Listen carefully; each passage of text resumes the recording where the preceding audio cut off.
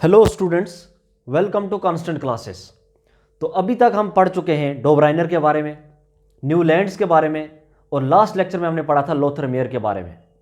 आज हम पढ़ने जा रहे हैं उस टाइम के सबसे सक्सेसफुल पीरियोडिक टेबल के बारे में जो कि लेके आया था हमारे पास मेंडलीव। तो हम पढ़ने जा रहे हैं मेंडलीव्स पीरियोडिक टेबल। तो मेंडलीव ने भी अपने पीरियोडिक टेबल जो है वो एटॉमिक मास के बेस पे दिया था। उन्होंने भी एलिमेंट्स को इंक्रीजिंग एटॉमिक मास के बेस पे अरेंज करा था। मेंडलीव ने अपने पीरियोडिक टेबल के लिए एक लॉ दिया था, that was Mendeleev's periodic law. उन्होंने अपने लॉ में क्या बोला कि एलिमेंट्स की फिजिकल और केमिकल प्रॉपर्टी एटॉमिक मास पे डिपेंड करती है। अगर आप इनको एटॉमिक मास के बेस पे अरेंज करोगे तो हर एक एटम की एक फिक्स एटॉमिक मास के बाद प्रॉपर्टी रिपीट होगी। कहने का मतलब है जो फिजिकल और केमिकल प्रॉपर्टी है वो पीरियोडिक फंक्शन है। पीरियोडिक फंक्शन क्या होता है कि वो फंक्शन जो एक फिक्स वैल्यू के बाद रिपीट हो। जैसे दिन है तो रात होगी, रात है तो फिर दिन होगी, मतलब एक फिक्स वैल्यू के बाद चीजें रिपीट हो रही हैं। तो ऐसे ही फिजिकल और केमिकल प्रॉपर्टीज एक सर्टन एटॉमिक मास के, एक सर्टन फिक्स एटॉमिक मास के बाद प्रॉपर्टीज जो होंगी वो रिपीट होंगी। तो वही चीज हमने यहां पे लिखी है। मेंडलीव्स का पीरियोडिक टेबल एटॉमिक मास पे बेस्ड था। It was based on atomic mass. Mendeleev ने एलिमेंट्स को अरेंज किया था इंक्रीजिंग एटॉमिक मास पे, तो ही arrange elements in increasing order of atomic mass. अब मेंडलीव ने अपना एक लॉ दिया था, मेंडलीव्स पीरियोडिक लॉ। इस लॉ ने क्या बोला? According to this law the physical and chemical property of elements are periodic function. क्या है? पीरियोडिक फंक्शन है जो एक फिक्स वैल्यू के बाद रिपीट हो। Physical and chemical properties are periodic function of their atomic mass, that is the property will repeat after a certain value of atomic mass। तो इस बेस पे मेंडलीव ने अपना पीरियोडिक टेबल दिया और उस पीरियोडिक टेबल की कुछ अचीवमेंट्स थी। मेंडलीव का पीरियोडिक टेबल उस टाइम पे सबसे सक्सेसफुल था, वो इसलिए कि उनकी कुछ अचीवमेंट्स थी। तो अचीवमेंट क्या थी उनकी? इन्होंने एलिमेंट्स को ग्रुप्स में अरेंज करा और ये बोला कि इस ग्रुप के अंदर जितने भी एलिमेंट आएंगे उनकी प्रॉपर्टी सिमिलर होगी। ऐसे ही करके एलिमेंट्स को ग्रुप्स में अरेंज करा और ये बोला कि जो भी एलिमेंट एक पर्टिकुलर ग्रुप में आ रहा है उनकी प्रॉपर्टी सिमिलर है। मान लो ये एक ग्रुप है, इस ग्रुप के अंदर जितने भी एलिमेंट है उनकी प्रॉपर्टी सिमिलर है। ऐसे एक और ग्रुप है, दूसरा ग्रुप यहां पे है और इस ग्रुप के अंदर जितने भी एलिमेंट्स हैं उनकी प्रॉपर्टी सिमिलर है। लेकिन दोनों ग्रुप्स की प्रॉपर्टी सिमिलर नहीं है, दोनों ग्रुप्स की प्रॉपर्टी डिफरेंट है, लेकिन पर्टिकुलर ग्रुप के अंदर जितने भी एलिमेंट्स है उनकी प्रॉपर्टी सिमिलर है। तो वही चीज है यहां पे, elements with similar properties were placed in a same group. अब देखो सीधी सी बात है, अगर एक ग्रुप के अंदर कुछ एलिमेंट्स है उनकी सिमिलर प्रॉपर्टी है, फिर दूसरा ग्रुप है उसके अंदर कुछ एलिमेंट्स है उनकी भी सिमिलर प्रॉपर्टी है, तो अगर हम इनको कंपेयर करें तो कंपेयर करना इजी है। अगर हम किसी पर्टिकुलर ग्रुप के बारे में स्टडी करें तो हमें सारे एलिमेंट्स तो पढ़ने की जरूरत नहीं है, कोई एक एलिमेंट पढ़ लेंगे तो हम बता देंगे कि सारे ग्रुप की प्रॉपर्टी क्या है, क्योंकि सबके सब की प्रॉपर्टी क्या होगी? सिमिलर होगी। तो सेम वही पॉइंट है, it was easy to study and compare the properties of elements at one place. और सबसे बड़ी अचीवमेंट मेंडलीव की उस टाइम ये थी कि उन्होंने फ्यूचर में आने वाली एलिमेंट्स की प्रॉपर्टी पहले ही प्रेडिक्ट कर दी थी। उन्होंने अपने पीरियोडिक टेबल में कुछ गैप्स छोड़े थे और ये बोला था कि फ्यूचर में अगर कोई एलिमेंट आएगा तो उसकी प्रॉपर्टी क्या होगी, ये पहले ही प्रेडिक्ट कर दिया था। तो Mendeleev predicted the properties of some elements which were not known at that time and left some gaps for them.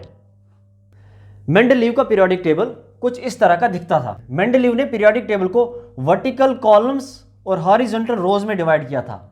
इनके पीरियोडिक टेबल में वर्टिकल कॉलम 8 थे जिनको हम ग्रुप्स बोलते हैं। ये जो है ये वर्टिकल कॉलम है, वर्टिकल कॉलम 8 थे जिनको आज हम ग्रुप्स बोलते हैं। और ये जो हॉरिजॉन्टल रोज थे ये हॉरिजॉन्टल रोज 7 थे जिन्हें हम पीरियड्स कहते हैं। 8 वर्टिकल कॉलम थे और 7 हॉरिजॉन्टल रोज थे। यहां पे पूरा पीरियोडिक टेबल नहीं बनाया क्योंकि पूरा पीरियोडिक टेबल हमारे काम का नहीं है। जितना हमारे काम का है उतना पीरियोडिक टेबल हमने ड्रॉ करा है। अब देखो मेंडलीव ने 8 वर्टिकल कॉलम बनाए थे और जो ये वर्टिकल कॉलम थे ये ऑक्साइड्स के बेस पे डिवाइड हुए थे। जैसे कि ये वाला कॉलम E2O टाइप के ऑक्साइड बनाएगा, कोई सा भी एलिमेंट उठा लो वो E2O टाइप का ऑक्साइड बनाएगा। ऐसे ये वाला कॉलम EO टाइप के ऑक्साइड बनाएगा और ये वाला कॉलम E2O3 टाइप का ऑक्साइड, ये वाला कॉलम EO2 टाइप के ऑक्साइड, ये वाला कॉलम E2O5 टाइप के ऑक्साइड बनाएगा, ये वाला कॉलम EO3 टाइप के ऑक्साइड। ये वाला E2O7 टाइप की ऑक्साइड और ये वाला कॉलम EO4 वाले टाइप का ऑक्साइड बनाएगा। और ये जो 8 ग्रुप्स थे इनको फर्दर सब ग्रुप्स में डिवाइड किया, ए और बी, ए और बी, ए और बी, हर एक को सब ग्रुप्स में डिवाइड किया और कुछ इस तरह का पीरियोडिक टेबल दिया मेंडलीव ने। और मेंडलीव ने अपने पीरियोडिक टेबल में कुछ गैप्स छोड़े थे, जैसे कि यहां पे देखो ये गैप था, ये गैप है, ऐसे करके कुछ गैप्स छोड़े थे और उन्होंने उसी टाइम पे प्रेडिक्ट कर लिया था कि यहां पे जो एलिमेंट आएगा उसकी प्रॉपर्टी इससे सिमिलर होगी, यहां पे जो एलिमेंट आएगा उससे उसकी प्रॉपर्टी इस ग्रुप से सिमिलर होगी। और वही हुआ। उन्होंने इस गैप का नाम भी दिया। उन्होंने कहा जैसे कि देखो ये गैप बोरान के बिलो है, तो इसमें उन्होंने बोला इसका नाम इक्का बोरान। अब ये वाला गैप बिलो एल्युमिनियम, एल्युमिनियम के नीचे है, तो इन्होंने कहा इक्का एल्युमिनियम, इक्का बोरान, बोरान के बिलो, इक्का एल्युमिनियम, एल्युमिनियम के बिलो, और इक्का सिलिकॉन, इक्का सिलिकॉन। ये कुछ गैप्स रखे थे उन्होंने। अब इन गैप्स की जगह जो एलिमेंट्स आए बाद में, इक्का बोरान की जगह जो एलिमेंट आया दैट वाज स्कैंडियम। कौन सा एलिमेंट्स आया? स्कैंडियम, और उसकी प्रॉपर्टी बिल्कुल यहां पे फिट हो रही थी। इक्का एल्युमिनियम की जगह आया गैलियम, और इसकी प्रॉपर्टी भी बिल्कुल यहां पे फिट हो रही थी। और इक्का सिलिकॉन की जगह आया जर्मेनियम। और इस तरह से मेंडलीव उस टाइम के सबसे पहले थे जिन्होंने एलिमेंट्स को सिस्टमैटिक मैनर में क्लासिफाई करा।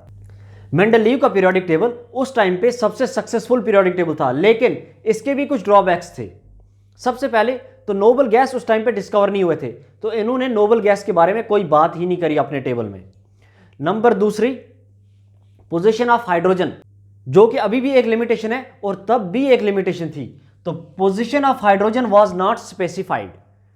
मेंडलीव ने अपने पीरियोडिक टेबल में एलिमेंट्स को इंक्रीजिंग एटॉमिक मास के बेस पे अरेंज करा था, तो जिसकी वजह से उनको आइसोटोप भी उसमें इंक्लूड करने चाहिए, क्योंकि अगर हम देखें हाइड्रोजन के, तो हाइड्रोजन के 3 आइसोटोप हैं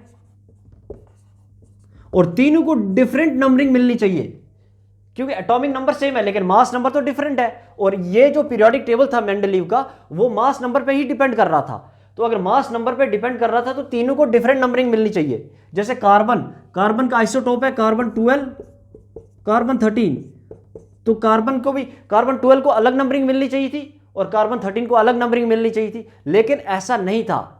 आइसोटोप्स के लिए इन्होंने अपने पीरियोडिक टेबल में कोई जगह नहीं दी। आइसोटोप होते हैं वो जिनका एटॉमिक नंबर सेम हो लेकिन मास नंबर डिफरेंट हो।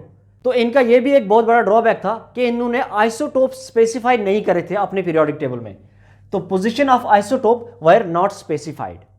और सबसे बड़ा ड्रॉबैक तो मेंडलीव ने अपने पीरियोडिक टेबल में अपने ही लॉ को खुद ही वायलेट करा था। उन्होंने इंक्रीजिंग एटॉमिक मास के बेस पे ये टेबल बनाया था। तो उनके अकॉर्डिंग अगर हम देखें आर्गन और पोटेशियम, आर्गन का एटॉमिक मास नियरली 40 होता है और पोटेशियम का होता है 39। तो इनके अकॉर्डिंग पोटेशियम पहले आना चाहिए देन आर्गन, लेकिन ऐसा नहीं था, तो इन्होंने अपने लॉ को खुद ही वायलेट करा। और अगर हम देखें टेलुरियम और आयोडीन में, तो टेलुरियम का एटॉमिक मास होता है 127.6 और आयोडीन का होता है 127। तो इनके अकॉर्डिंग आयोडीन पहले आना चाहिए देन टेलुरियम, क्योंकि इंक्रीजिंग एटॉमिक मास के बेस पे हम एलिमेंट्स अरेंज कर रहे हैं। तो पहले कम एटॉमिक मास वाला आना चाहिए, फिर बड़ा, फिर बड़ा। कम एटॉमिक मास वाला यहां पे आयोडीन है, पहले आयोडीन आना चाहिए देन टेलुरियम, लेकिन ऐसा नहीं है, पहले टेलुरियम आया देन आयोडीन। तो इन्होंने काफी जगह पे अपने लॉ को खुद ही वायलेट करा। तो Mendeleev violated its own law of increasing order of atomic mass at some places. तो ये था मेंडलीव जिन्होंने एलिमेंट्स को एटॉमिक मास के बेस पे अरेंज करा था। तो इसके बाद जो नेक्स्ट हमारे पास आता है वो है मॉडर्न पीरियोडिक टेबल, जो कि एटॉमिक नंबर पे था। तो वो हम नेक्स्ट वीडियो में देखते हैं। वीडियो अच्छा लगा हो तो वीडियो को लाइक, शेयर और चैनल को सब्सक्राइब करके ही जाना।